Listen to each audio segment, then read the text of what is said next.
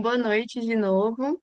Queria apresentar o nosso grupo. Hoje estamos em 5 pessoas no grupo. É a Helena, a Tamires, a Maria, a Raíssa e a Isadora. Queria que você se apresentasse. De agradecer o convite, né? Vinha também a convite da professora Kaira, né? Foi minha supervisora, né? Minha colega de trabalho aí também, mas enfim, meu nome é Tiago, eu tenho 24 anos, sou psicólogo formado pela Uniso. Fiz a minha graduação de 2020 para 2024, então a gente foi meio que a turma da pandemia, né? Teve um lapso bem grande, assim, a gente voltou só no quarto semestre presencial, né? Foi um grande desafio. A minha atuação, a minha formação foi muito voltada para pessoas autistas, né?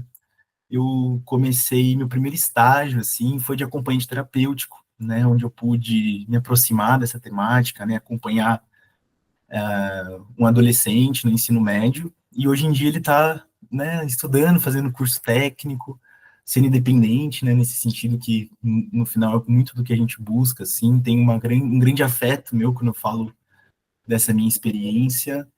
Também sou psicanalista, né, minha formação é em psicanálise, eu, no momento, não curso nenhuma especialização nesse sentido, mas continuo estudando, né, continuo atendendo.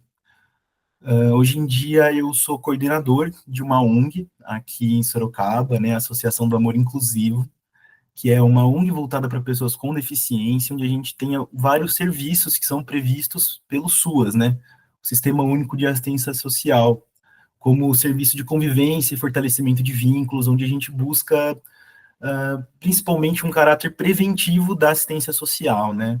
Lá as pessoas vão não só para, assim, conversar, como a gente fala, como as pessoas acham que é, e, na verdade, como se conversar a nossa própria profissão, assim, fosse pouco, né? Enfim, é muito da relação, como você se coloca na frente do outro, como que você encara as questões e narra elas para os outros, né? Nós somos feitos a partir do outro.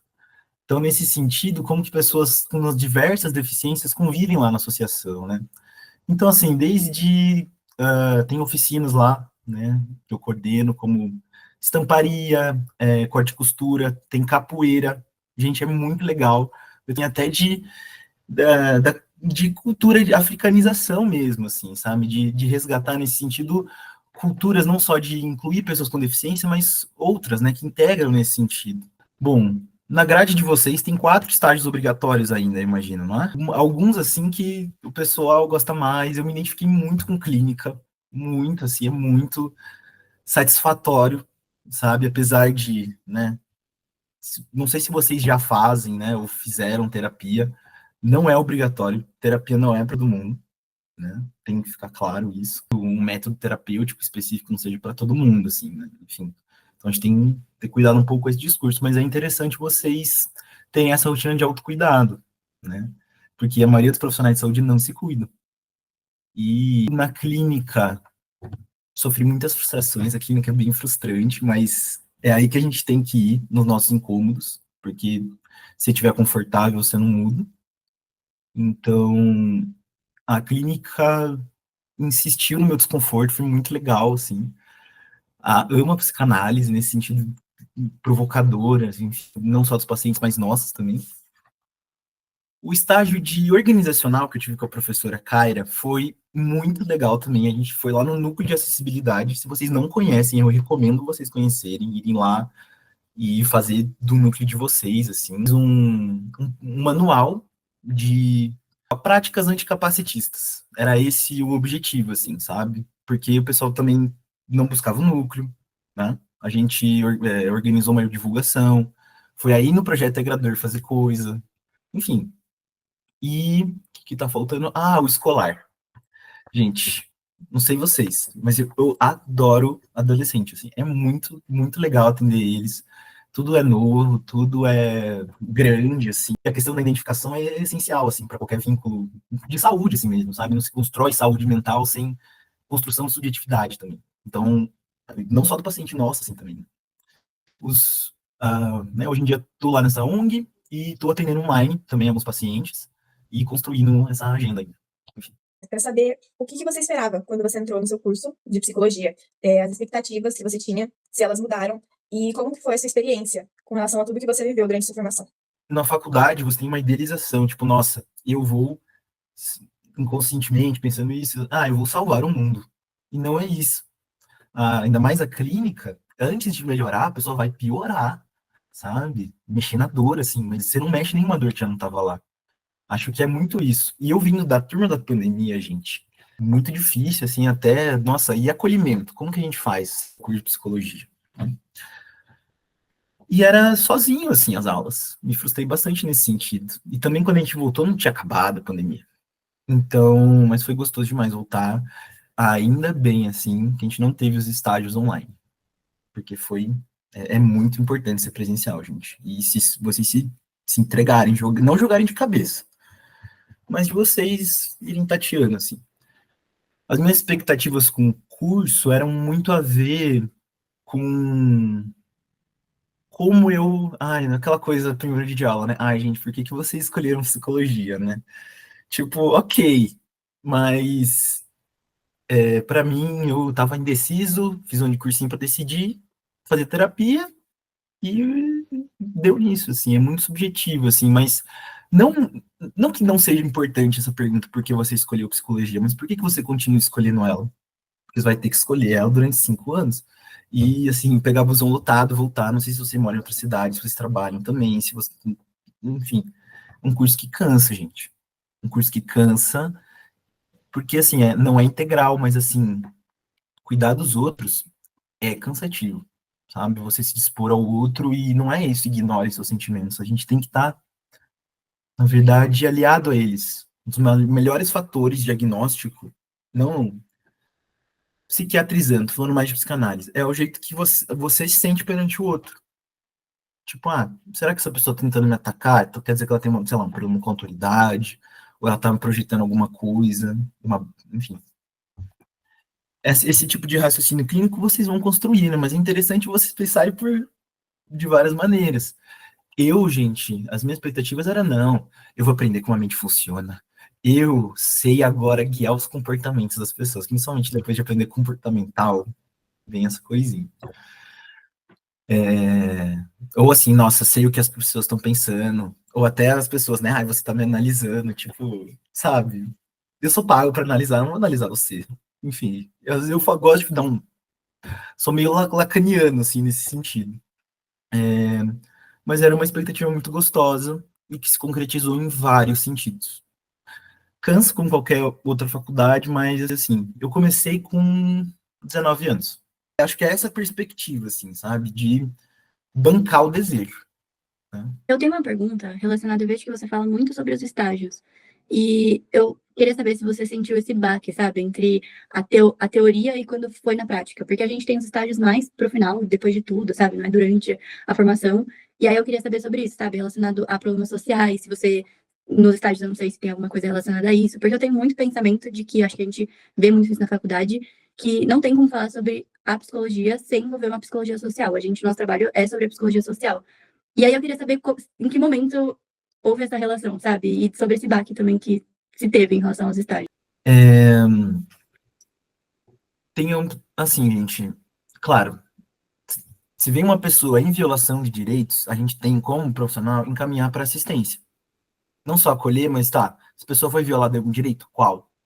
Né? Qual recorte ela pertence? É uma mulher preta, pobre, periférica, sabe? Travesti, não binária, tipo, por que que são assim? Entendeu? Essa construção histórica contextual. Né? Até a comportamental, que tem uma grande crítica de ser mecanizada, ela fala, né, da ontologia, da cultura e da fisiologia. Então, assim, ela pega todo comportamento, tem essas três esferas, não é só, sabe, a pessoa nasceu assim, ou ela é assim porque ela é gay, porque ela é mulher, porque, enfim, não. Enfim, nesse sentido, eu também, enfim, sendo psicanalista, não concordo com essa crítica da comportamental, mas uma das maiores barreiras é você encaminhar para um lugar. Eu já tive a oportunidade de estagiar na Defensoria Pública do Estado de São Paulo aqui, e lá a gente fazia plantão de violência doméstica, né? Tinha uma questão, por eu ser homem, de atender apenas as mulheres que queriam, ou na falta da psicóloga de lá, porque às vezes acontecia, ou ela podia esperar, ou não entendia comigo. E as que se sentiram à vontade, eu encaminhei, mas é a mesma coisa, gente. É tipo, eles não respondem ofício, entendeu? A gente tem que fazer quase um escândalo para elas serem atendidas muito bem, porque elas não são. E, ok, tem uma defesa, uma delegacia de defesa da mulher, mas e aí, mano? Houve alguém que já passou lá, você vai ver. E ela é no Campolim.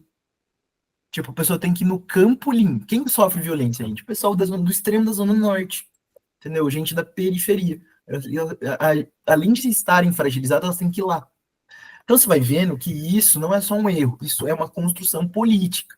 Isso é um objetivo a ser invisibilizada, essa violência, enfim.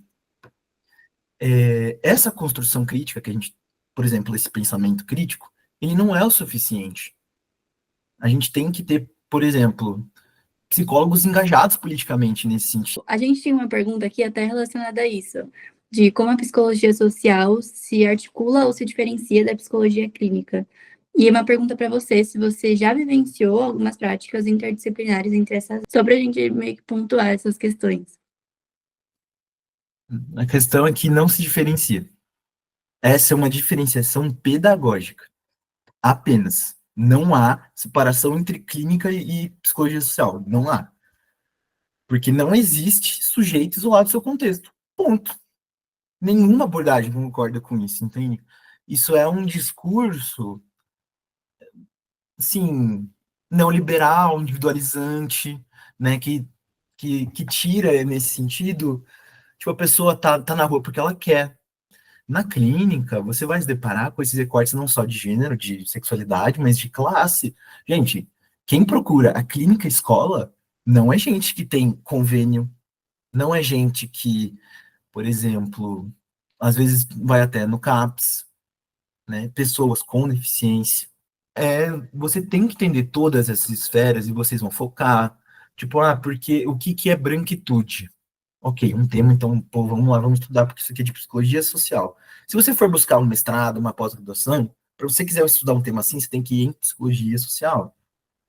Entendeu? Essa questão é pedagógica, é prática, mas não tem separação, Raíssa.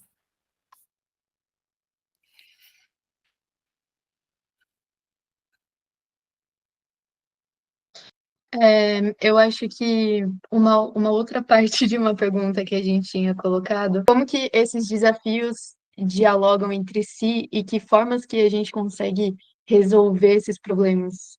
Ou que não é resolver, né? Minimizar os impactos da sociedade perante o indivíduo.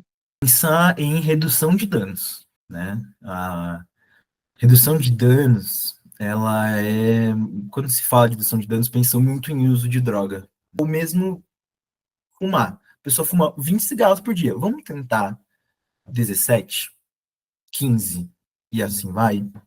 Entendeu? Você não tira aquilo, né?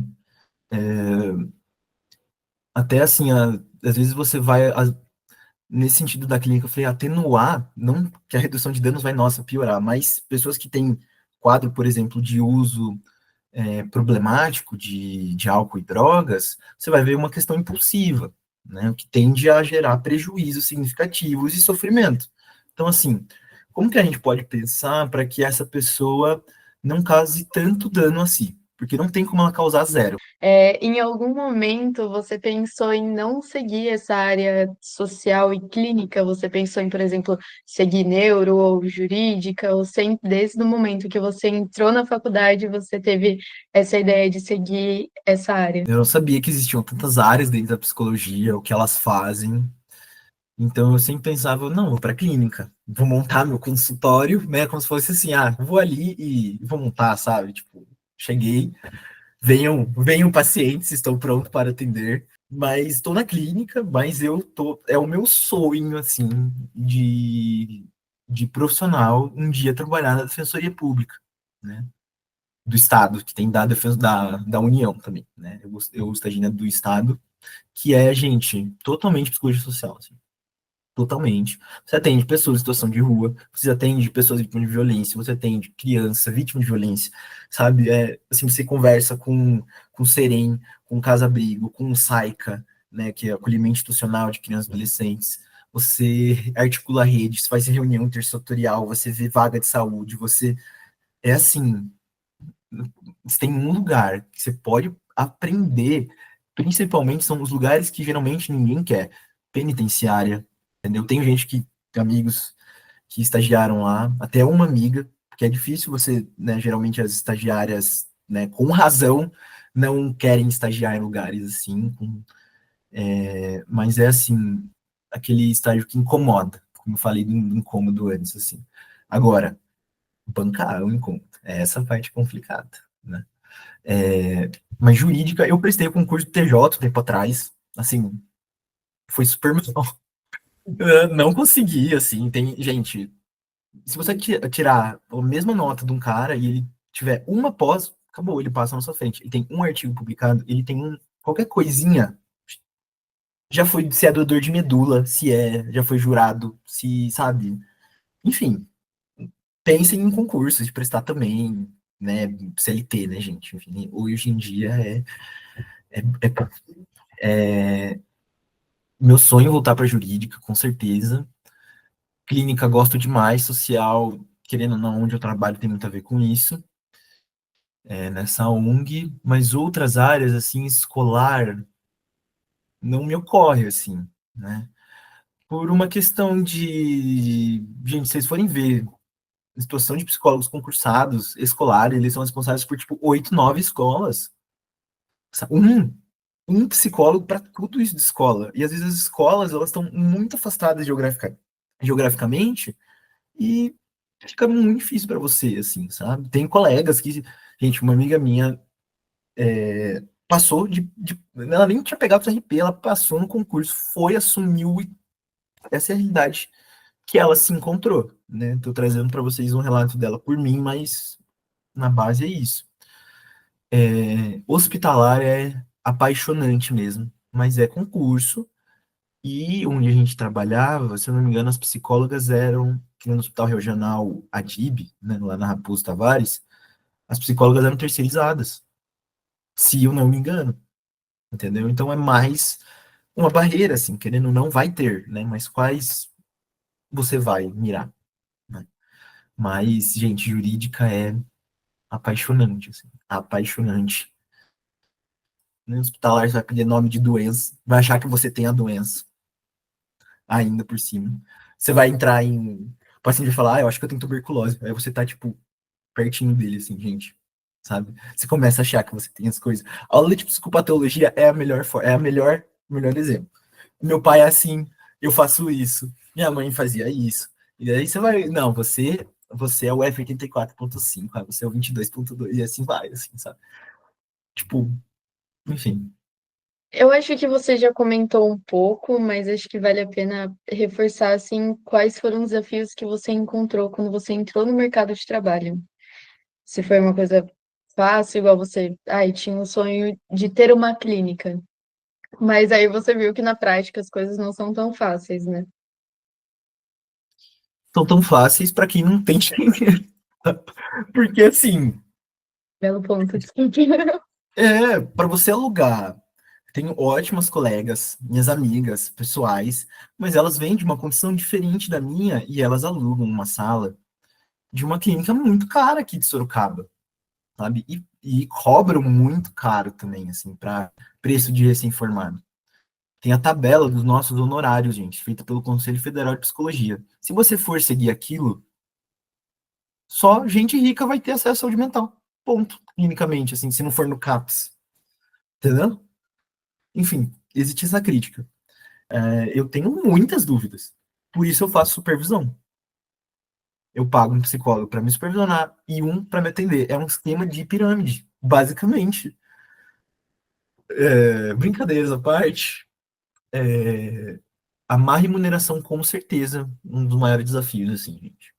As pessoas, não é que elas não estão dispostas a pagar, é que elas não podem, sabe? Quando alguém te encaminha alguém, geralmente é algo mais grave do que uma pessoa que busca espontaneamente, buscando se entender mais, e não que isso não seja legítimo, sofrimento não se compara nesse sentido, mas a terapia soft, com as pessoas que buscam autoconhecimento, é um pouco mais, menos cansativo em termos de manejo do que com uma pessoa, por exemplo, que vem com uma crise suicida, entende?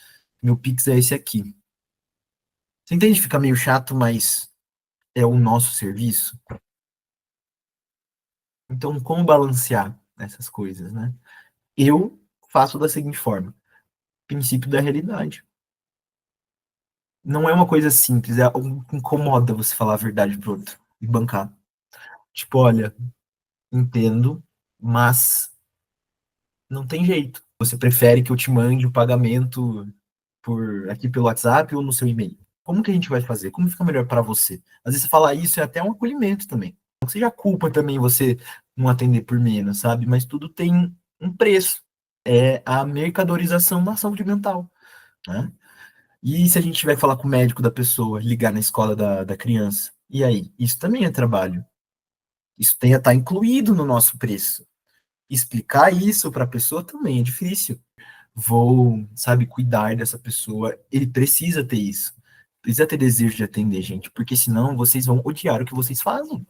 Ok, é difícil, às vezes, algum trabalho? É, mas você, sabe, não vai não só morrer, mas você consegue viver, sabe? Não é só sobreviver. Antes da gente finalizar, eu só queria, de curioso mesmo, que você falasse melhor sobre o seu estágio na Defensoria Pública. Em que momento da faculdade você estava? Você gostou, não gostou? Por que você foi atrás disso? Você já queria? Queria saber só de curioso mesmo, aí depois a gente finaliza. Tá bom. Eu estava finalizando um contrato de estágio, no qual eu tinha bolsa 100% da faculdade, então eu não podia sair até o final, porque eu não tinha grana para pagar o mês seguinte. Então eu precisava arrumar um estágio, em busca de um monte de coisa, mas a única estágio que tinha prova era esse. Aí eu estudei muito, assim, e era uma vaga, é pelo CIE, foi um concurso, assim. Teve 14 pessoas e eu passei. Só que eu ganhava menos e não tinha vale transporte. Mas era do lado da minha casa. Eu não tive jurídica na grade. Eu cheguei lá de paraquedas, assim. A minha supervisora achou até bom, na verdade. O nome dessa minha supervisora, que eu carrego com muito carinho, minha grande amiga, assim, uma parceira, ótima professora. Ela era minha supervisora, mas ela me ensinou muito, que é a Carolina Gomes Duarte, né? Ela tem várias coisas publicadas, aí fez essa prova, assim, e, gente, eu achei que ia ser uma coisa tão difícil essa prova. Não era assim, o que diz a rede de atenção psicossocial no artigo 2º, inciso 4º, parágrafo 2. E não é isso, cara. Advogado é isso. Ali não é. Ali é saúde mental. Essa questão social, o raciocínio clínico, a escuta clínica, escuta terapêutica, você não usa só na clínica. Gente, no primeiro dia eu atendi 5 pessoas em situação de rua. Nunca tinha falado direito, assim, no sentido da faculdade, algum estágio, alguma coisa, assim, sabe? Me cativou uma coisa, assim, de ouvir a história daquelas pessoas. Por exemplo, uma pessoa que estava sendo desinstitucionalizada de um hospital de custódia. A pessoa ia vir para uma residência terapêutica, que são esses órgãos substitutivos, né, dos hospitais psiquiátricos, para pessoas egressas desses hospitais, inclusive para hospitais de custódia, mas nem, a gente, em Sorocaba, nós temos 39 residências terapêuticas. Residência terapêutica é do SUS, é um serviço de moradia do SUS. Nenhuma queria aceitar esse cara. E são terceirizadas essas residências terapêuticas. São financiadas do SUS, terceirizadas, organizações sociais cristãs. Não são todas que são cristãs, mas a maioria tem algum cunho religioso, católicos, evangélicos, presbiterianos, o que vocês pensarem, gente. A gente não podia ir nesses lugares, mas a gente fazia visitas às residências terapêuticas, as residências inclusivas são para pessoas com deficiência. Ia na casa da pessoa para ver se ela estava bem. Que outro serviço tem isso, sabe? Não é todo, é quando precisa, porque o tempo é limitado. Defensoria atende quem tem renda de salário, renda familiar até 3 salários mínimos, que é 80, se não 90% da população brasileira, bicho. Muita gente tem que dar as prioridades mesmo. É outro tipo de lógica, assim, o SUS. E nesse sentido crítico da realidade mesmo, porque na prova foi isso, defensoria. aliada à Carol, que ela é uma pessoa envolvida com a luta antimanicomial. Eu me aproximei também com essas pautas, com esses temas, com esse movimento, principalmente com o tema da ancestralidade. Se vocês quiserem muito seguir uma carreira acadêmica, façam iniciação científica, porque isso abre portas para vocês, gente. Porque isso vai contar, e contou para mim. Só que ali na escola eu estava no sentido terapêutico. Ali eu estava como um assistente técnico. E aí é muito legal, porque você tem um afeto e aí você envolve a lei. Não é uma coisa assim, eu quero porque o autismo é um transtorno do neurodesenvolvimento. É porque é direito da pessoa, mano. Vamos lá atrás, tá ligado? E ver isso acontecendo é muito, muito satisfatório porque alguma coisa vocês se identificam com esse curso. Ajudar os outros, seja analisar, ou seja uma questão de interesse, envolve prazer. Que bom que envolve, mas muitas vezes vai envolver dor, e essa coisa vai ser a mesma, vai ser essa ambiguidade que a gente vai carregar. Lá na defensoria, assim, eu estava reclamando que eu tinha prova no dia, e o cara tava me falando que ele não tinha nada para comer e para onde ir. Obviamente, subi, pegar alguma coisa pro cara comer, e deixei ele ali. Só que assim, deu 5 horas, bicho, falou. Mas e aí, tem que ficar alguém lá só para acompanhar o cara? Não tem uma resposta individualizante, gente. São políticas públicas. O que a gente está vendo é um desmonte do SUS. Carrego com muito carinho lá. Se um dia vocês se interessarem, tem muitos cursos legais online de psicologia jurídica. E assim, você vai se esbarrar na social. O pai da jurídica, não da psicologia jurídica, mas assim, o Foucault, é quase um psicólogo, assim, gente. O que ele fala é maravilhoso, assim. Você fala, meu Deus, um cara da filosofia tá falando do direito e da psicologia, e é tudo um só. Esse estágio foi, assim, o melhor da faculdade, assim. Eu tava no último ano, e o meu único arrependimento foi não ter rescindido a bolsa antes, pra entrar antes, sabia? Esse arrependimento. Pessoas maravilhosas lá, acolhedoras também, um ambiente muito acolhedor, né? Com segurança, enfim, de coisas que acontecem, você não acha que vai acontecer, coisas assim que parece história de professor. Uma vez um cara, ele tava lá porque ele era curatelado, que é quando a pessoa é incapaz para os atos da vida civil, né? Assim, tutela é para criança, curatela é para adulto. Assim, essas pessoas recebem benefício e às vezes o curador, não raramente, pega para ele e não transfere nada pro cara ou não cuida do cara, enfim, a gente estava vendo essa situação. Pessoa com deficiência, homem em situação de rua, ele se masturbou ali, no meio de todo mundo. E aí? É porque ele tem deficiência? Ele não sabe? Não, não é. Você não vê mulher com deficiência se masturbando por aí também. É porque ele é homem e ponto. Ouvi isso da primeira vez. Me incomodou tanto assim, porque eu falei, nossa, eu estudo, nossa, penso tanto sobre capacitismo, como que eu posso ter esse pensamento, né? As coisas críticas. Tô só dando um exemplo pessoal para vocês, que ó, quando você vê as situações, você pega uma cordinha, você vai puxando, ela não acaba. Cara, né? A gente fez todas as questões administrativas, procedimentais, legais, cabíveis, mas aquilo ali somou no conhecimento nesse sentido de, tá, e agora? Vamos fazer um protocolo para isso? Esse cara fez isso lá na defensoria porque ele não se sente constrangido de fazer. Simples assim. A solução é constranger o cara, porque ele não faz, porque ele não é que ele é um sem vergonha, mas ele não tem esse limite estabelecido, entendeu? Ah lá, um raciocínio clínico numa instituição jurídica com um pensamento social. Não tem separação, você vai pensando e vai fazendo, sabe?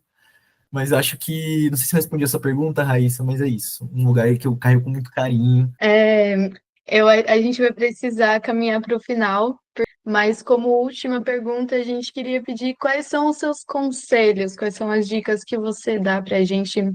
Se permitam namorar as abordagens, todas. Se voluntariar para as dinâmicas, principalmente as da Andressa. Se permitam também, gente, errar, porque o maior erro do estagiário é fazer alguma coisa errada. E vocês vão. Se permitam fazer coisas erradas. Essa cobrança é muito comum. Que busca um curso de saúde geralmente tem um perfil de cuidador. Então, a pessoa de cuidador é cuidadosa. Ela não quer errar, ela quer prever, ela quer controlar. Isso tem a ver com cuidado. Mas, e o autocuidado nesse sentido, né? Se você não pode segurar alguma coisa com muita força, você não quebra, e se você soltar, vai cair e quebrar também. Então, é saber segurar. sabe? O que é cabível ali? Eu já passei por situações que eu chorei com o paciente. Isso foi um fator de eu demonstrar um acolhimento de, olha, eu tô te ouvindo e me sensibilizo, porque é uma história muito difícil. Você reconhecer o desconforto é a coisa mais acolhedora que você pode fazer, tanto consigo quanto com os outros. Porque muita gente não fala, não pergunta porque é chato, porque a pessoa vai ficar triste. E daí, mano? É proibido ficar triste, é a ditadura da felicidade. Esse discurso, sim. O seu trabalho é fazer oficinas socioeducativas com o terceiro ano do ensino médio. Vai vir alguém querendo acolhimento. Vocês representam isso. Vocês não são obrigados. Mas é interessante que você banque isso. Porque as pessoas estão angustiadas. Você não está lá para tirar o sofrimento da pessoa. Isso é uma lógica quase médica. E aí, vamos, o que você quer fazer? Hospital, gente, assim, no estágio hospitalar, vocês vão pegar ou UBS, ou CAPS, ou hospital. Geralmente é isso. Atenção primária, né? Prevenção, papapá. CAPS, que meio que assim impede futuras sequelas. E a terciária, que é tipo hospital, quando já deu ruim. A pessoa tem que ser internada, tem que fazer alguma cirurgia, né? Eu escolhi hospital porque eu queria muito, assim, me confrontar com um desconforto que eu tenho pessoal. Uma pessoa muito importante que morreu de câncer. E aí eu queria insistir nesse incômodo, sabe? Porque eu quero me confrontar com isso para ter algum tipo de catarse, assim, me mobilizar de algum sentido. E mobilizou. Eu joguei um jogo psicoeducativo, joguei esse jogo com uma criança com câncer. Isso, para mim, teve um efeito em mim, assim, pessoal, é porque pude unir uma coisa que faz sentido numa intervenção de saúde e também me mobiliza como pessoa e profissional. Isso é muito gostoso. Isso é muito bom. Quando vocês estão no estágio para isso. Último conselho: não busquem respostas mágicas. Não tem. O saber é construído e é estudo, prática. Tem estudo, depois vocês vão ter prática. E pé formativo: estudo, não dá para parar de estudar, nunca. Supervisão, que vocês têm no estágio, e terapia. Autocuidado, gente. Vocês não vão ajudar ninguém se quando o paciente chorar, você também se perder, assim, sabe? E a gente ouve coisas muito pesadas, gente, muito pesadas. Ali na terapia você não tá. Você não é um sujeito, você é um psicólogo. Ô Thiago, você é o meu psicólogo, sabe? É isso. A pessoa vai e vai depositar um monte de coisa em você. Eu faço isso com o meu psicólogo. Vocês devem fazer com as psicólogas, os psicólogos de vocês. Esperado. A gente queria agradecer muito a sua participação. Para mim, eu achei que foi ótimo, assim, eu gostei muito. Queria fazer o convite também, as apresentações do projeto integrador vão acontecer na Uniso no dia 7/6. E se você quiser ir lá participar, estaremos apresentando também. Eu quero falar que eu amei muito, juro. Ficaria muito tempo ouvindo você falar, você arrasou. Arrasou, eu amei. Obrigado, fico muito feliz de ouvir isso, assim, de coração. Vem comigo se vocês quiserem outro dia, não sei, conversar de novo, tem outro projeto, alguma coisa. Estou super à disposição. Muito obrigado, gente. Valeu. A gente que agradece. Tchau. Valeu. Ótima noite, gente.